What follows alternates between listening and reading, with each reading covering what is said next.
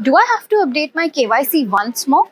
This question has been haunting the minds of millions of investors since the new KYC rules have kicked in from the 1st of April. Many investors are discovering that their existing KYC status is becoming invalid. If you have found yourself in this soup, here's probably why this is happening. The validity of your KYC is determined by the identity or the address proof submitted during the time of registration. The regulator has narrowed down the list of officially valid documents or OVDs that can be used as proof, like Aadhaar, passport, and your voter ID. However, now this list does not include bank statements and electricity bills, so your KYC would have been put on hold if it was done using either of these documents. This can also be the case if your email or your mobile number are not verified. Such investors are no longer allowed to transact for existing investments.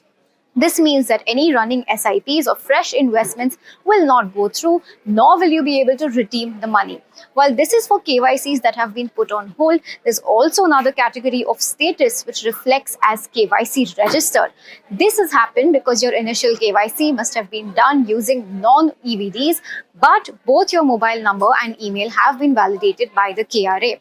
So, if your KYC falls in this category, you can proceed with transaction in existing portfolio, but the new fund houses will not be accessible to you.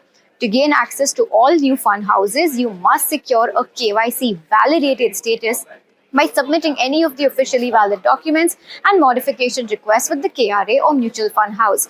While there is no deadline to do this, do so at the earliest to ensure you do not risk losing access to your investments.